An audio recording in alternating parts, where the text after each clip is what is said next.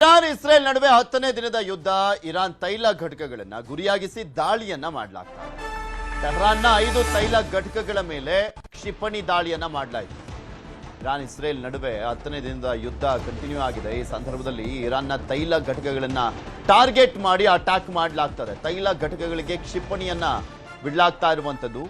ಆ ಕ್ಷಿಪಣಿಗಳು ಅಲ್ಲೋಗಿ ಬ್ಲಾಸ್ಟ್ ಆಗ್ತಾ ಇರುವಂತ ಹಿನ್ನೆಲೆಯಲ್ಲಿ ಗೊತ್ತಲ್ಲ, ತೈಲ ಘಟಕ ಬೆಂಕಿ ಹತ್ಕೊಂಡ್ರೆ ಯಾವ ರೀತಿಯಾಗಿ ಹೊತ್ಕೊಂಡು ಉರಿಯುತ್ತೆ ಅಂತ ಆ ಪ್ರದೇಶ ಅದೇ ಆಗ್ತಾ ಇರೋದು. 5 ತೈಲ ಘಟಕಗಳು ಹೊತ್ಕೊಂಡು ಉರಿದಿದ್ದಾವೆ.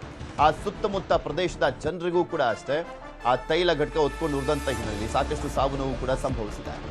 ಇರಾನ್ನಿಂದಲೂ ಮುಂದುವರೆದಿರುವಂಥದ್ದು ಪ್ರತಿದಾಳಿ. ಇರಾನ್ ಕೂಡ ಅಷ್ಟೇ ಸೈಲೆಂಟ್ ಆಗ್ತಾ ಇಲ್ಲ, ನಾವು ಸುಮ್ಮನಿರಲ್ಲ ಅಂತ ಅಟ್ಯಾಕ್ ಅನ್ನ ಮುಂದುವರೆಸಿದ್ದಾರೆ.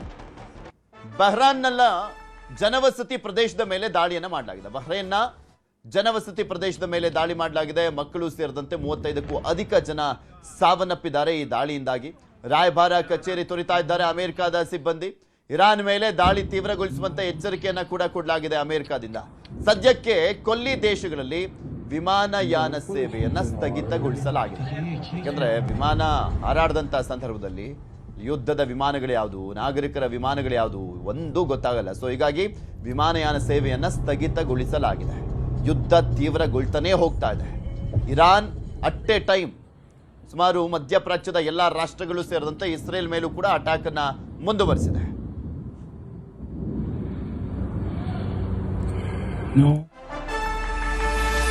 ಇರಾನ್ ಮೇಲೆ ಇಸ್ರೇಲ್ ಅಮೆರಿಕ ಜಂಟಿ ದಾಳಿ. ಮಿನಾಬ್ ನಗರದ ಶಾಲೆ ಮೇಲೆ ಕ್ಷಿಪಣಿ ದಾಳಿಯನ್ನ ಮಾಡಲಾಗಿದೆ.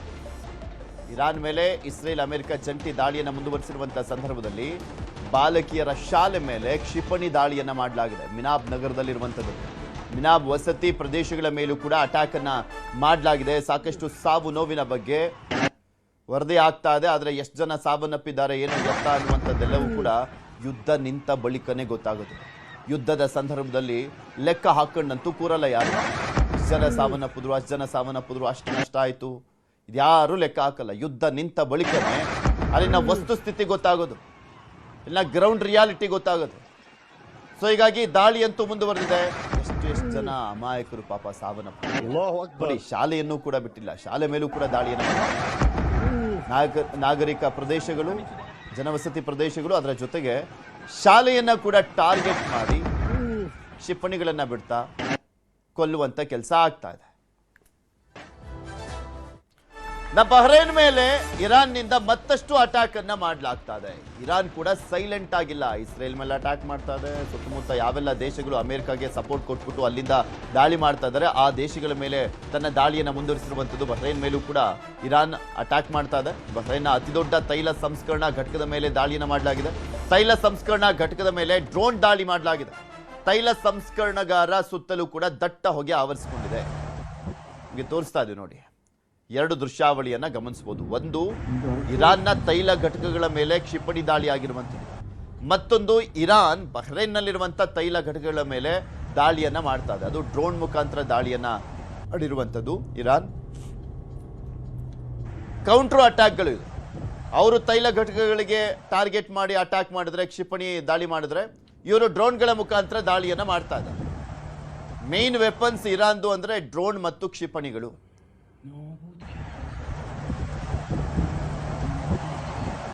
ಇರಾನ್ನ ಸುಪ್ರೀಂ ಲೀಡರ್ ಆಗಿ ಮುಜ್ತಬಾ ಖಮೇನಿ ಆಯ್ಕೆ ಆಗಿರುವಂಥದ್ದು.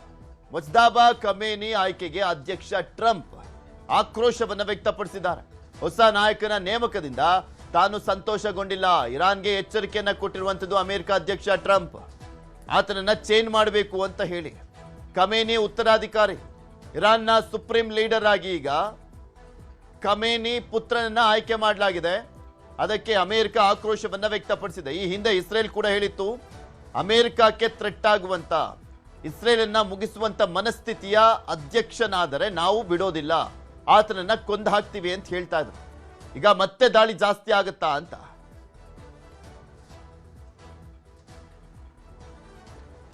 ಮುಂದೆ